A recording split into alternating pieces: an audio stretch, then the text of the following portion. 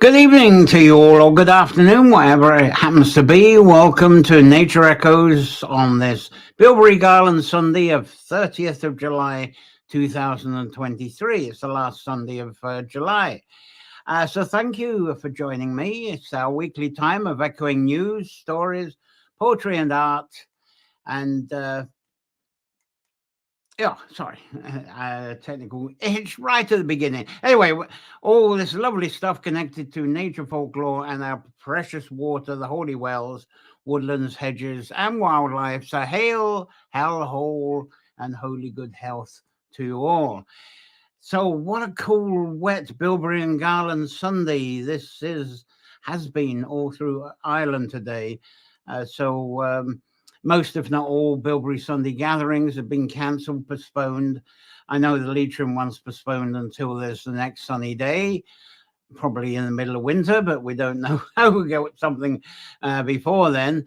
But these events, let's give you the logo up. They're not just about bilberry, a sort of wild version of bilberries, which are a sort of wild version of blueberries. Let's see if I've got a picture of them for you. There you go. There's some wild bilberries. I took that one in the Cavan Burren.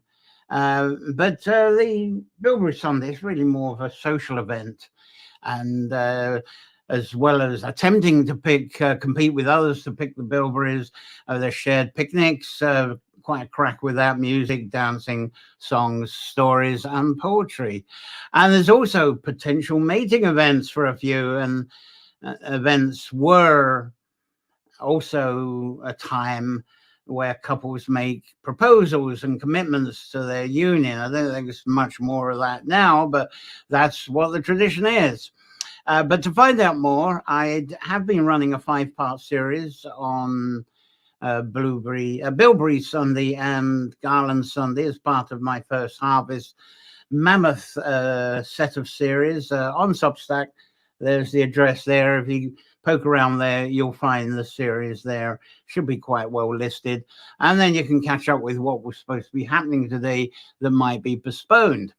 And also, I feature how Bilberry Sunday and Garland Sunday, how the traditions actually intertwine. They're very connected, and a lot of people today might not realize that. So how are you today? What have you been doing? Has it been a very wet time for you? There has been quite a rain belt that's been slowly moving through Ireland through the day, but you must have enjoyed your day in some way. I know Dublin supporters with the GAA football are they're not going to be watching this. They're going to be celebrating somewhere. But how are you doing for entering into this first harvest and Lunasa season, which is what really is starting to happen from this late last Sunday? And then we're coming up to the full moon, I think, in a couple of days' time. So that's coming up as well. And one event still happening despite the cold freeze and rain is the pilgrimage climb up the Reek, Croagh Patrick over there in County Mayo. And regular nature folklore and nature echo supporter and administrator of the Holy Wells of Ireland, Gary Brannigan. Here he is. There he is. He actually went up Croagh Patrick today. Looks like he got an outfit for the event, although it's funny, he's been sending other photographs, and amongst those photographs are people up there with shorts and sneakers on. Shorts and actually pretty good shoes on for hiking, but the tracksuits and sneaker people up there, all kinds of people, and quite a few barefooted, he said, but he was pretty sensible this time. And I think I've got another picture. That's a great improvement. That I don't know.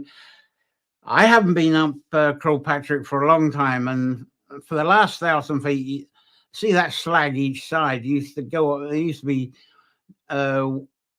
one step up, 2 steps back. It was really a nightmare to get to the top, but volunteers apparently, using the stone around, built this lovely stepway that people can now find it easier to get up and down. And Gary was also saying that the toilets have improved there, so it's becoming a bit of a luxurious experience, a bit more to get yourself up Patrick, should that be a mission that you do. But today was a pilgrimage day and the rain didn't stop that. Anyway, back to what this edition is about, what I'm focusing on. This is how I'm going to be on how folklore can be nourishment for our well-being, plus a bit more on the Cailleach, the hag. Let's get myself an appropriate picture for that. There we go. That's the thing I've been billing, just in case you haven't figured what I'm supposed to be covering, and eventually we'll get to. And I'll also have the latest with Journaling Nature Folklore course and other news and other things I'm doing on Substack. I'll talk about that towards the end. But this Nature Echoes Live, plus the growing Nature Folklore video articles, photo library, and the Journaling Nature Folklore course modules, they're all brought to you due to the support of our very kind subscribers. I really appreciate, and that's the link for subscribing there too, as well as the articles I was telling you about Bilberry Sunday and Garland Sunday, which was supposed to be today. So there's a free subscription, so you can read articles like that, and you get access to at least 40 very informative nature folklore articles through the year, even though some of them are epic series. And if you upgrade to become a support subscriber, this includes my Journaling Nature Folklore course, which is 20 course modules per year. You can join at any time because the course is a revolving course, not a linear one, and I keep adding to it, will do each year. So you get the latest updates, and it keeps growing in your information, in your knowledge, and even your inspiration for your personal wisdom. So join. I'm going to get seasonal online live workshops going, and hopefully events where we can get together offline as well. But at the moment, cost is €5 a month, or go for the 50% discount of €30 a year in your currency. And getting quick because Substack are trying to get me to move that up to €50. I'm going to hold off for a while, but that's what it is at the moment. So thank you for your support subscribing. Your support's why I'm still broadcasting. Helps me to pay the monthly subscriptions I need to pay with that. And now with all that survival pledge of the show drive sorted, let's see who's joining. And even Gary's here. Look at that. It's they're flying visits. Signal is awful here. He's actually on an unmanned island. I saw photos of it. The tent is blowing away there. He's trying to keep a grill. Sorry, I don't have the photos of that. We're trying to keep the grill going anyway, but he's doing well. I think he's in the pub at the moment, having a grand time there after having a good crack, after having a crack at the reek. So well done, Gary. Fair play to you for doing that today. Wonderful. So what we got going here? Kate's here. There we go. Hello from Southern Iowa, from Kate. Lovely to see you here. I thought that was funny with your grapes, with the Barbie and the treading the grapes there. Very good picture. I haven't got that one to show you, but it is very funny. Very good. Thank you, Kate. Now, Gary's put something here. He's laughing away there. Great. Anyway, I better get going. Look at that. I haven't really started the show yet. So here we go. Last Sunday. Let's see if I bring up a picture for that, if I can get it in line here. Yeah, let's show you this. Last Sunday, I was talking about animism and how we may get to integrate that into folklore and even interpret folklore through animism. So if you missed that one, you can go back through the archive and watch that one. And I've been using the word animism, which I couldn't pronounce last week, rather than the usual she words that I generally use and sometimes say fae, because when I was living in the Hebrides, they mentioned the fae quite a bit. But I believe it's well worth considering that the word animism actually is an invention of Western anthropologists, which I managed to pronounce there, which is, I'm very pleased with myself. But that's so, like with many of the cultures in the so-called West world, that we always seem to need and seek for singular words or short phrases so we can put our beliefs and conditions into a kind of fileable category, I believe. So I think the word animism was conjured up somehow to describe that everything has a spirit. So we got that word animism to simplify that, I suppose. And this covers not only living things, but also rocks and our geology as well. Now, indigenous, I should know this because Claire and I, we went to see a man called McGann yesterday, and he came up, like everyone else seems to, he came up with that word a lot, so I should know it off by heart. Indigenous cultures, yeah, they don't seem to depend on words. That's one of the things, especially joining up of words. They still work with individual symbols, whereas we've got put our symbols, we join them together, make words, sentences, and all comes out as text. But you get symbols. You might recognize something like this. If this is here, that's a sort of runey like, isn't it? But that's like a lot of ancient languages, and they're kind of presented in a random way and not connected. But anybody can know what the conditions are that's being talked about when they are actually put together. So what we describe as animist has many variables, just like using the word Celtic. It's a very vague word that has it's like a shaggy dog story. It's endless variables to that. But the one thing that we call animist has in common is believing that everything has a spirit, which I've mentioned. But what I'd like to expand into now this week is how this thing is labeled animist, just like folklore is, and just like the she could be. All of this, how it could be as a kind of a medicine, a magic potion that we seek for the things that we modern New Agers might label as wellness. Now, many people seeking this thing, wellness, from alternative practitioners are often not looking to actually sort out diseases or bone problems and physical ailments, but many are looking to sort out what we may clinically call our mental health issues, or to be more caring and kind, that we may call them emotional or spiritual issues. So in short, let's see if yeah, there we go. In short, people, they may be just looking for a hug or a wee bit of attention from another human being. But one thing I'm convinced about from my indulgence in folklore, she mainly, is this thing called animism. And I'm bouncing off of personal experience as I try to explain this, so I can share a bit about what I've discovered for myself. And it's why I suppose I'm indulged in what I call nature folklore, because it seems to have amazingly defended me from such things as depression, loneliness, melancholy, and all that sort of mental health stuff, I suppose you would call it. But I do find that if I disconnect and I desert my focus, my passion, my interest in such things that I bring together in nature folklore, then problems can actually come into my life. And in the past, I must admit, not for many, many years, probably 30, 40 years, when it was fairly serious, but problems, I feel them, you know, when they're going to return. So you do something about it and get connecting again pretty quickly. Of course, I get pissed off. People follow me on the Facebook. And I do sometimes. I get pissed off sometimes, like a purring cat may instantly howl, scratch, and bite. But then that cat returns back to purring again in almost in seconds. So I believe there's a potential for a huge amount of inner mind and emotional therapy from holding a perception of this, what seemed to be poked under animism, that everything has a spirit. And you may use an alternative word to spirit, but I suppose if I say spirit, you've got an idea what I'm talking about. So a word description for being perceptive and aware that plants, animals, and people have an experience of the world and behaves in particular ways that they are naturally created for. You know, that's we look for a word for that.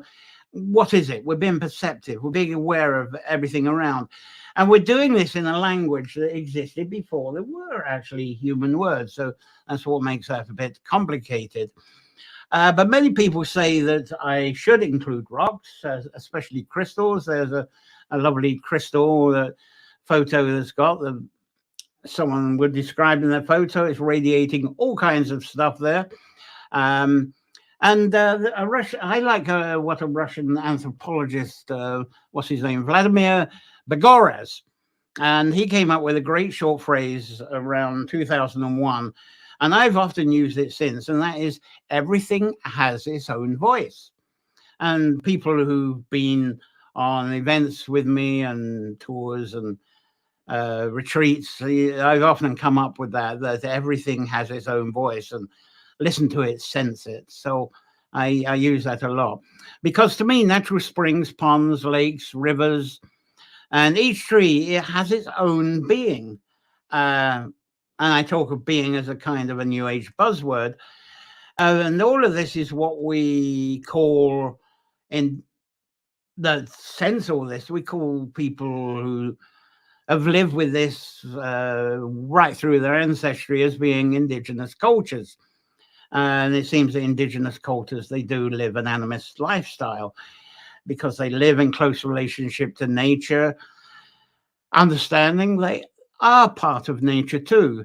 So within these cultures, that thing we call well-being really exists amongst them. It's believed to be totally tied to the health of our environments. If you're totally sensing that, the health of our environments and our communities, rather than our individual desires and wishes, and if the surrounding land, plants, and animals are suffering, our well-being suffers because of our direct relationships to them, if that makes sense.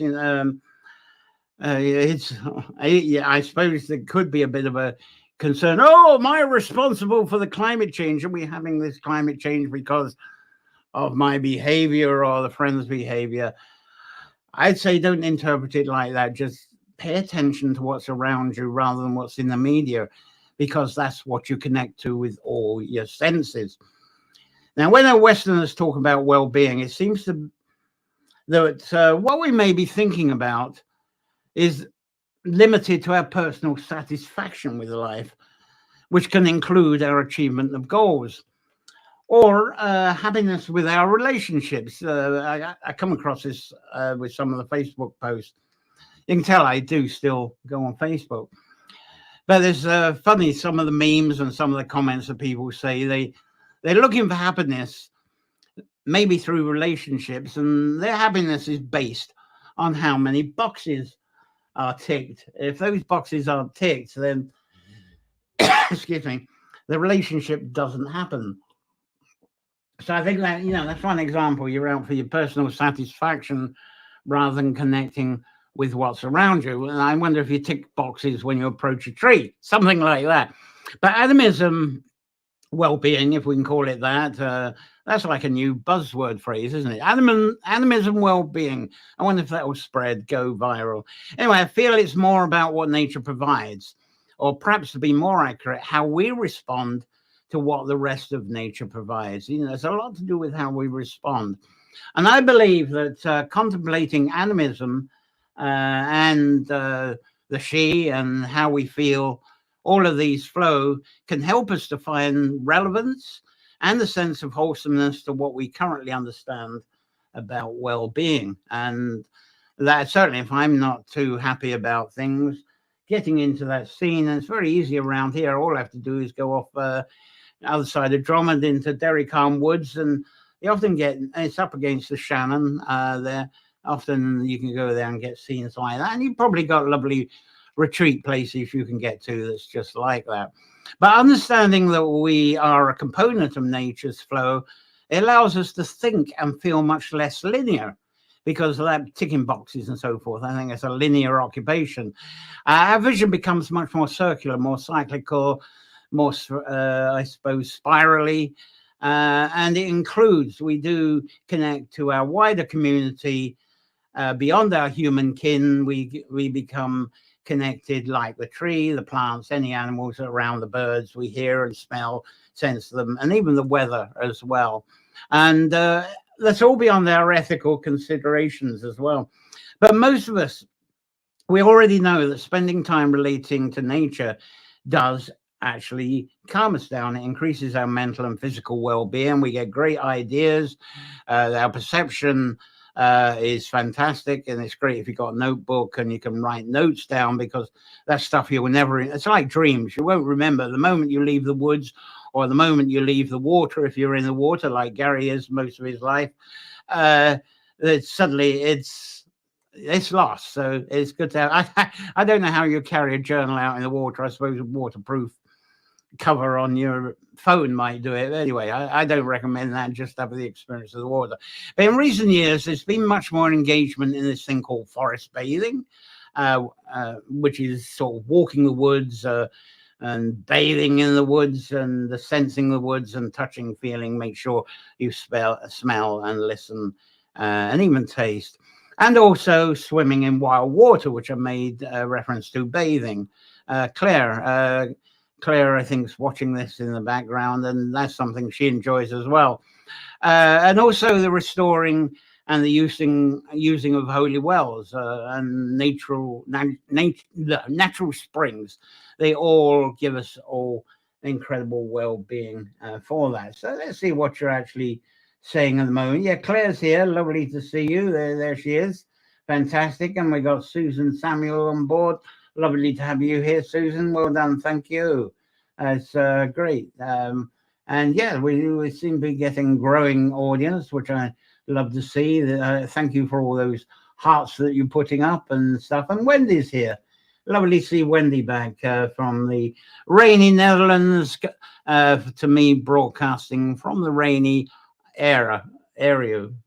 So thank you, Wendy. Thank you for tuning in with this. Okay.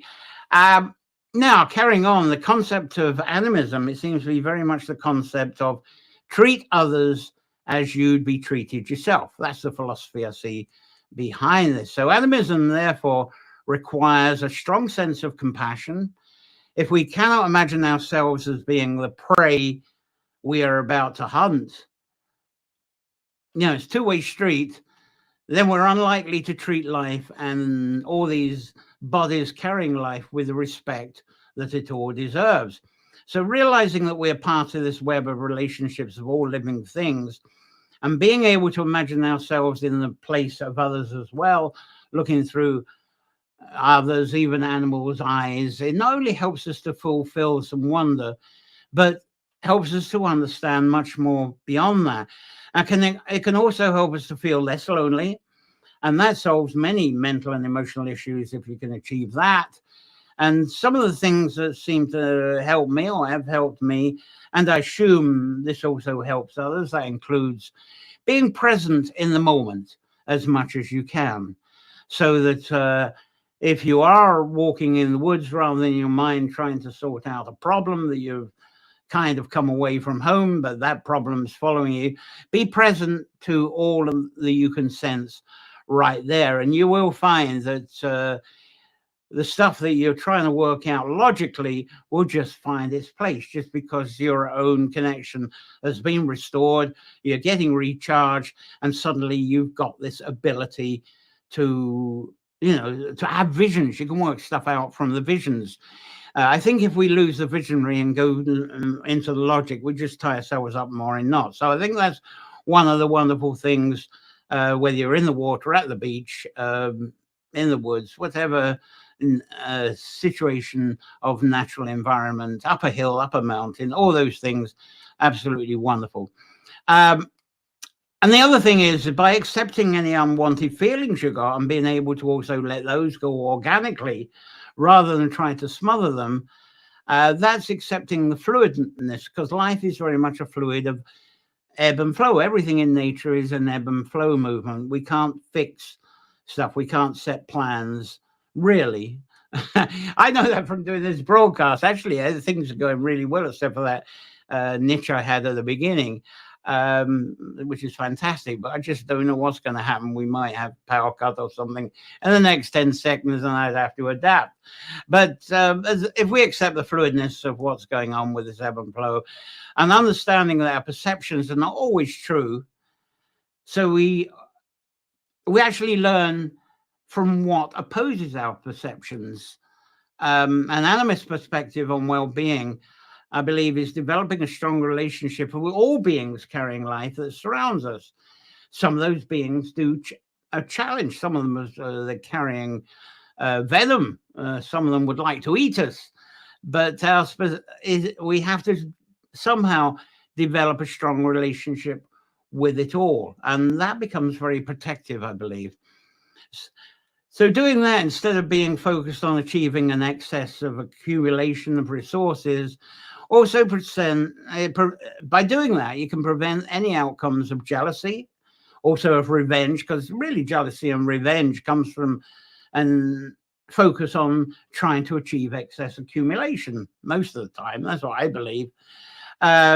Because we can go into jealousy and revenge when our accumulation goals get all messed up, which they often do. Now, one area of animism we may avoid and regard as being too mournful and even negative is the experience of palliative care.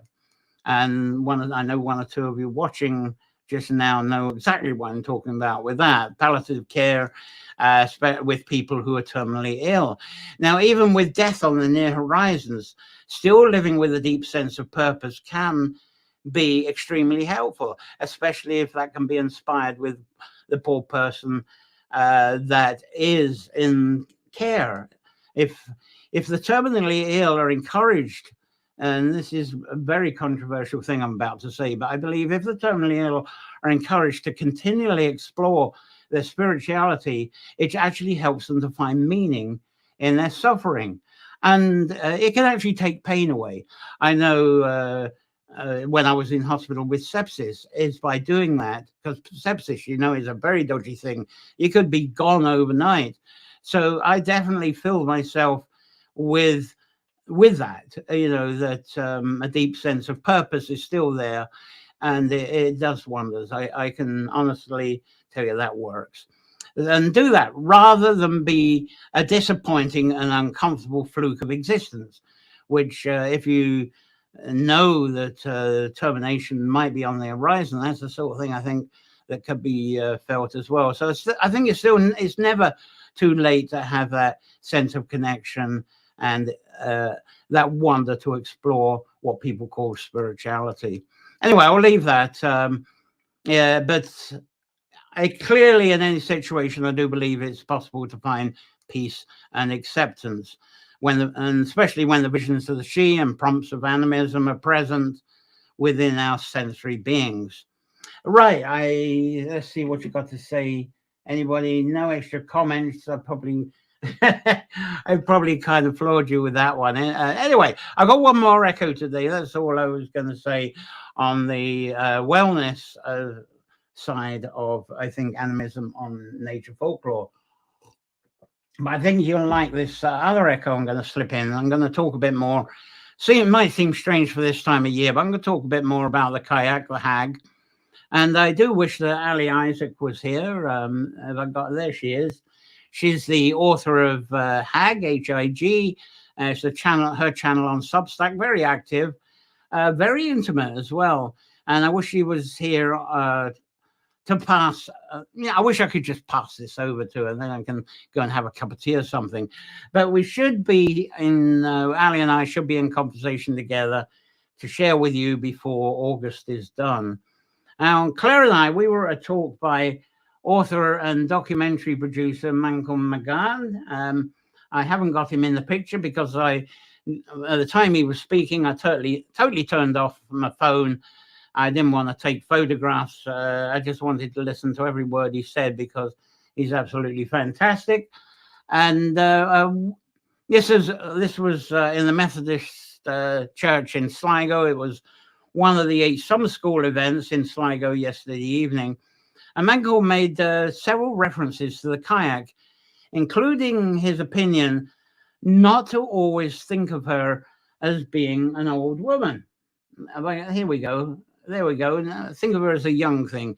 That's what he says, because he believes that it's not to do with whether she's old or young, but the elder, he was saying, is the length of time that she's been part of human reverence.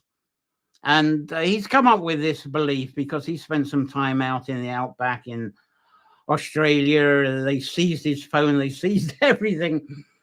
And he was out with them for a few weeks. And he actually experienced something that when I was in Australia with Claire, I was in the Blue Mountains, not in the outback like here. Mankel was, but talking to some excuse me, some Aboriginal people there. Then we're muttering, "Oh, you were from?" I said, "Oh, I'm in Ireland."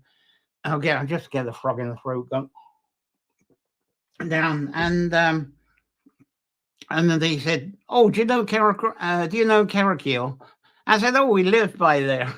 Anyway, I won't go into the conversation, but he actually started telling me about some stories from Cailleach I'd actually not heard of before. And when we got talking, he was saying through colonialism, their traditions have been fragmented so much that they were looking to other indigenous people, I suppose, to get up, find out what their traditions are, and to find how that connects. And that would help them build up their own tradition, because they believed that we all around the world, we still tell the same stories, just we give different character names, and because our landscapes are different, so we use different locations, but the stories are still the same. And that's one thing that Mancorn found when he was in Australia, that they were telling him stories that he could repeat an Irish story that was exactly the same. And especially the Cailleach stories, the hag stories, they got different words. I think he mentioned what they were, but I forget what they were. But it's an intriguing thing, because when you're talking about the Aborigine cultures, you're talking about the Cailleachs being around with humans over there for over 25,000 years.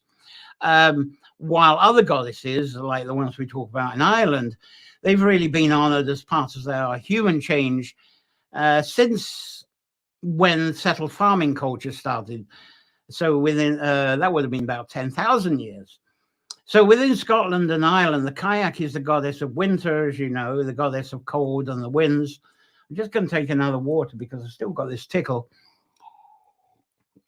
And she's the goddess of regeneration of the past. And each cycle, each annual solar cycle, is as if the goddess is the spirit that picks up the debris from the harvest past and from the tree cycle past, and from that, as it rejoins the soil, rejoins the underground, it then gets regenerated to help in forming the new life. Because we talk about the womb, I talk about this, I think, in other sessions, the womb, the water in the womb is what does the recycling. In fact, I believe the water is the womb, and that helps to create the incubation of new life, of spring and imbolc. If you're following my first harvests, I'm doing the Crom Croak and Crom Dove at the moment. When I get to the end of the Crom Croak and Crom Dove, I'm going to come out with something that was quite big with Mancorn. It had quite an impact with me, and I hadn't really thought about it.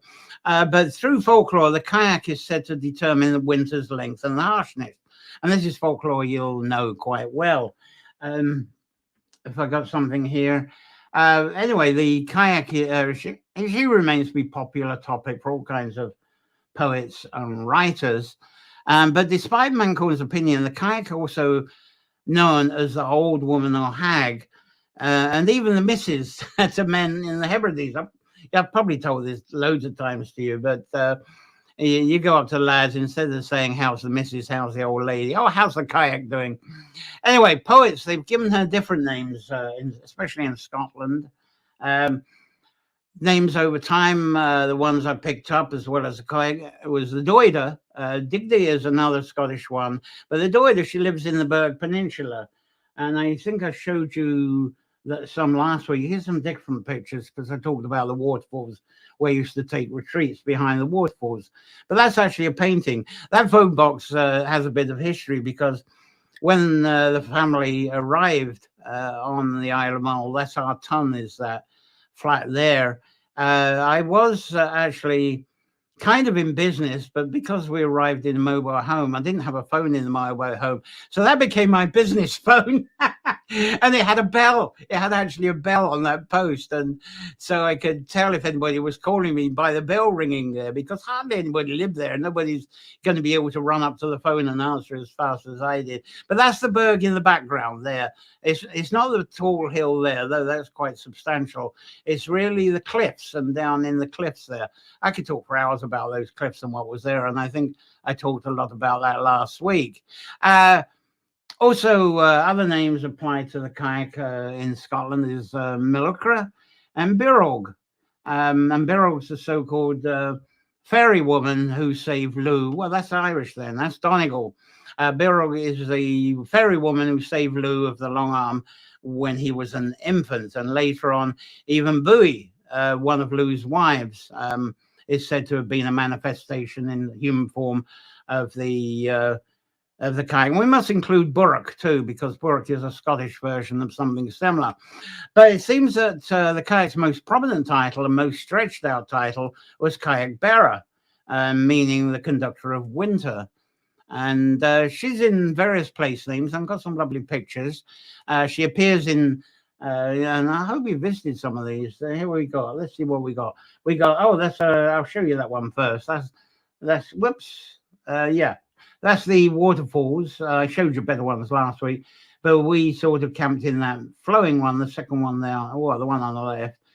We went in there and stayed there. But anyway, I'll move that on. Here we go, the hag's chair. That's on top of the sleeve in a Cailleach, which is actually more familiar to you as Loughcrew in County Westmeath.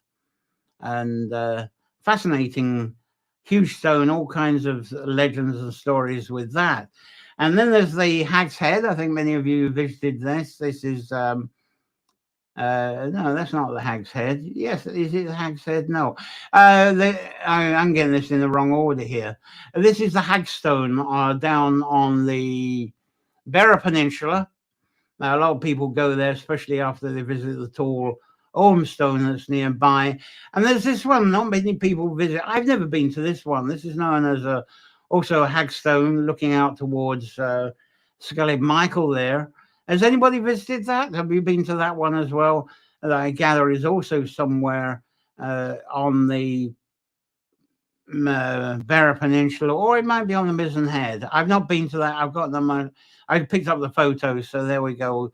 Then we got the whirlpool of the Gulf of Corryvreckan. That's off of the Argyll and Bute in Scotland. I covered that in detail last week as well. And then we got Ben. No, that's one. That's Cliffs of Moher. That's the Hag's Head, Cliffs of Moher. That one there.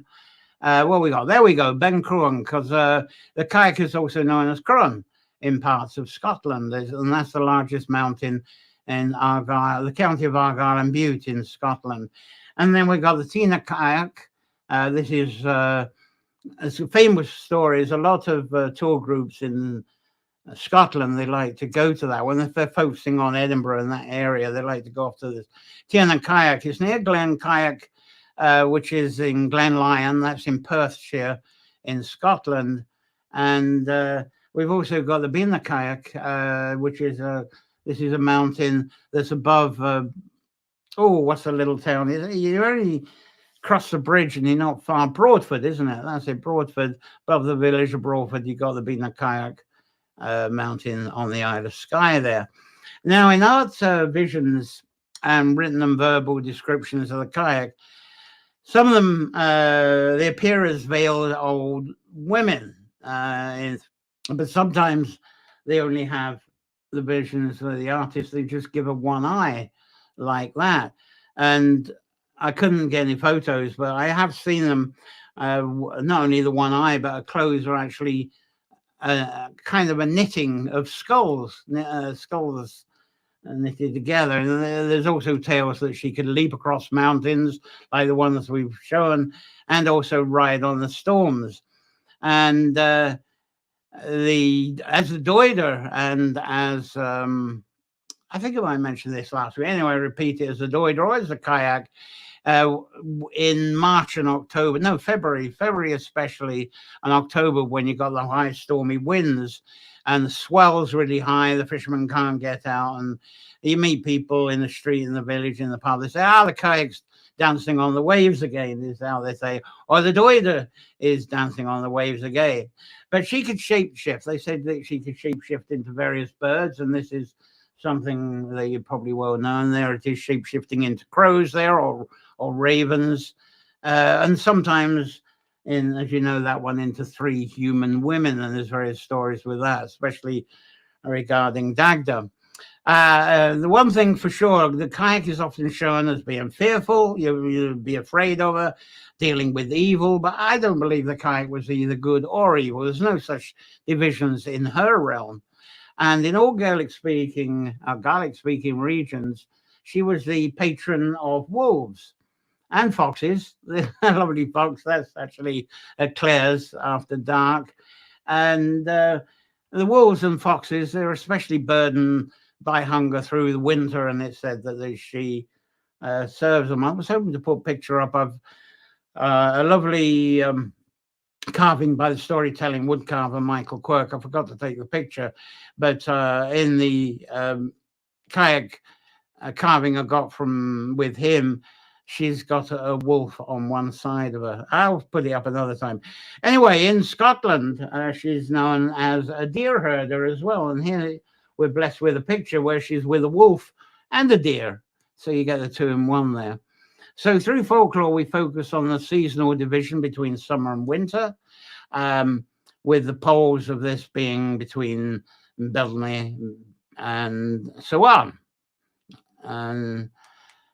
But the Cailleach ruling the winter, and the winter swan to Beltane, while Bridget, she rules between Beltane and so on. That's how the original divisions are talked about.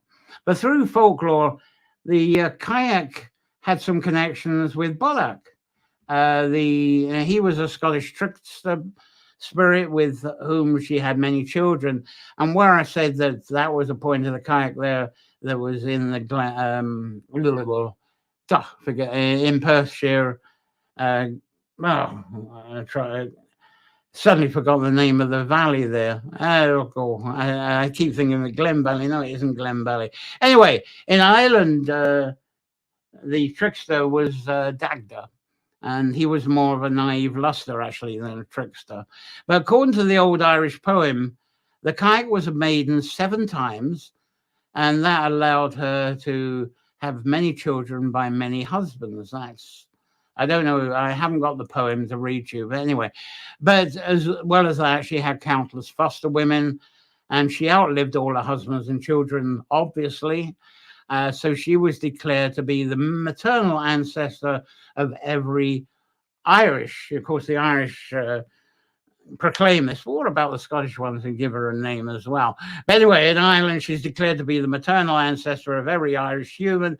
And of course, after saying about Mancorn in Australia, she's sort of internally connected to all the Australians for over 25,000 years. So eventually she's connected with all humans and all living lives, umbilically connected to her through spiritually anyway, through their lives until their passing. Now, the Cailleach is perhaps more famous amongst a lot of people for the tradition of collecting firewood. And so at Imbolc each year, the Cailleach, if she runs out of firewood for the winter, if she goes out and collects firewood, if she wishes for the winter to last longer, she'll be out. If it's a sunny day on Imbolc, she'll go out, collect firewood. And if she's collecting firewood, that means the winter's going to last longer. That's if she's out on a sunny day. But if she accidentally oversleeps because, I know it's raining, I'm not going outside, it means that the stormy and grayness of the winter is going to be over shortly, because the Cailleach's going to run out of firewood. Sod that, it's summer. Something like that. Anyway, but I mentioned Bodach, the trickster who mated with the Cailleach several times. And even together, it said the Glen Lyon, that's it. And they said they had a large family that lived in Glen Lyon, Perthshire, and I showed Shall I show it again? That's where he's supposed to be buried in Glen Lyon. There we go. And while they lived there, the land became incredibly fertile and abundant. It really is actually around that part of Perthshire. And as a gift, the Cailleach promised that those lands around Glen Lyon would always be eternally fertile, provided that the people put up stone cairns for the future passing of their family happening between Biltner and so on, which was British ruling time. So it's as if this was built in order to preserve fertility of the land. Is that the story with all cairns, I wonder? I think that's intriguing if that's one of the stories we can put to places like Cailleach, Loughcrew, all those cairns up in Caithness in Scotland, even on Orkney. Oh, and also I think I talked about it last week in Kilmartin in Argyll as well.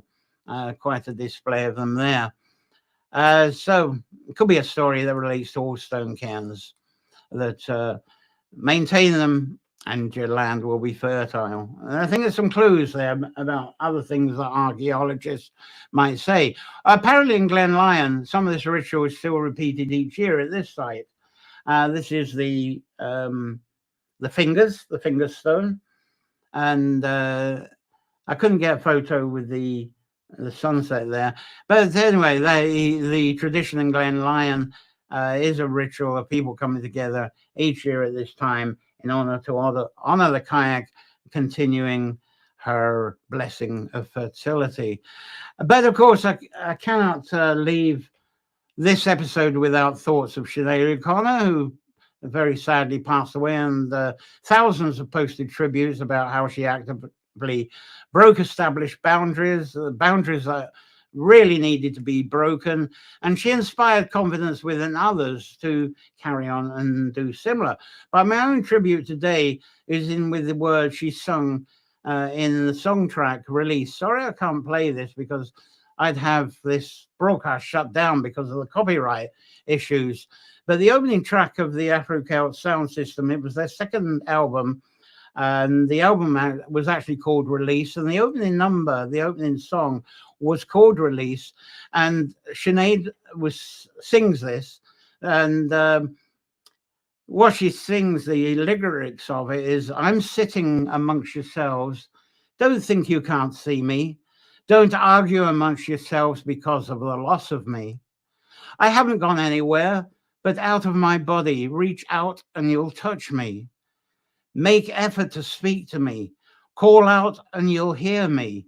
Be happy for me.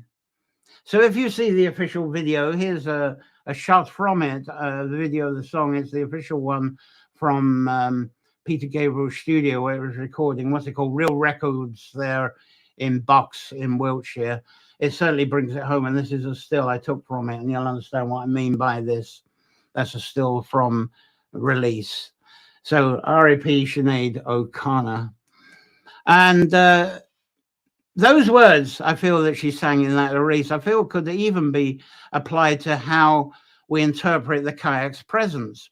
Never fear the Cailleach's loss, because she'll always be present. Never fear the Cailleach, never fear her presence.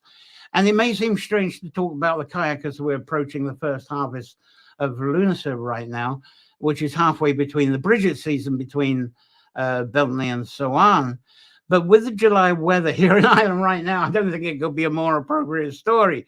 But there's going to be Thanksgiving blessings for the yield from this time between Beltner and now of the first harvest. So blessings also, they do thank the Cailleach for the initial fertility and guidance, plus all those animism and she elements I mentioned earlier. That all comes together. So I'm surprised nobody's saying more, because a lot more people have joined. If you've got any questions about what I've said or comments, I hope I haven't bowled you over too much. I hope my tribute hasn't brought you into tears too much. But anyway, thank you for watching this Nature Echoes this evening. But I've got a bit more to share. I haven't updated you on what's going on. And if you enjoy what we share here live through the Nature Folklore channels, please subscribe to the Nature Folklore through the Substack link below. That's it there, pointing in the right direction. Free subscription, you get 40 very informative Nature Folklore articles per year, at least 40. And if you upgrade to become a support subscriber, you'll get my Journaling Nature Folklore course, which includes 20 course modules that you can join in at any time, as it's a revolving course, not a linear one. And so you get the latest updates. And each year I'll be adding to that. So there's always something new as a subscriber. Plus, I'm going to get these 4 seasonal online live workshops going. The cost €5 a month for the upgrade to the course, or 50% discount of €30 at the moment, but Substack's trying to get me to get it up to 50. But I'm going to hold off for that as long as I can. So thank you, because your support subscribers is why I'm still here broadcasting. There are subscriptions I have to pay for the being able to do the stuff like bringing all these photos up, videos sometimes. There's various other background stuff that I pay for to keep this rolling. But thank you. Your support subscriptions go a long way to keeping the show afloat. So, as I say, I posted the first harvest. My finger's going in all kinds of that. That's it. Anyway, on the address, there's I'm actually posting 1 article a day because there's so much I can share with you on the first harvest. So there's a lot I can share with you at that time. I hope it's not too intensive, but I've posted 5 chapter articles on the Bilberry Sunday and Garland Sunday, which is today. But I'm also in the middle of what looks like being a 10 article series on Crom Cruach and Crom Dove and their heritage. And then there'll be 3 or 4 articles on Avalon and the harvesting of apples. I'll then try to catch up on posting 2 or 3 more of the Journaling Folklore course modules. I'm a little behind on that. And then the one thing that I know you're really looking forward to, and it's perhaps my favorite topic, is an epic series on the alehouse wives. And there's a lot of witchery within that, I tell you. Anyway, coming up on next Sunday's Nature Folklore, so something a bit different. I'm going to do a short echo on John Lennon's island in County Mayo. Also, I'm going to be looking closer at what's going on with nature folklore and projects in the news at the moment that's going on through August. So we've still got plenty of people here, but nobody asking questions yet. So please get any comments, questions you'd like to show. But thank you for being here. And there has been several of you here, which is great. I'm not sure anybody got through YouTube, which is strange because we had a lot of YouTube people last Sunday. Anyway, let's see. There's Wendy's seems to like this. Lovely talk. Do you agree how experiencing all nature is inspirited? Yeah, that's a great word. Thank you for a new word, Wendy. Perfect. Brings meaning to life and also helps elevate psychological ails even at the end of life. So thank you. Beautiful comment. Thank you very much for that, Wendy. What a lovely kind of ending. But please feel free to put your other comments in as well. And if you're watching this after the broadcast, keep the comments posted and keep your questions going, because I do check. And if anybody says anything, I do respond where I can, reply to what you're saying. If you're in through the YouTube, hardly anybody today, there's the bell icon there that you can click and you'll be reminded of the next Nature Echoes that's coming up. So enjoy a safe week full of all those wonder, inspirations, those connections, the enchantments, all comes when you're in the presence of water, woods, and the mysteries of nature. So until next Sunday, thank you for being with me on this evening. I think I'll still carry on, as we still got plenty of light. I'll carry on being 9 p.m. But from mid to late August, I'll go back to 7 p.m. So thank you very much. Until next Sunday, play well. And it was brilliant. Thank you so much for that. So bye-bye. I'll see you next Sunday, I hope. Bye.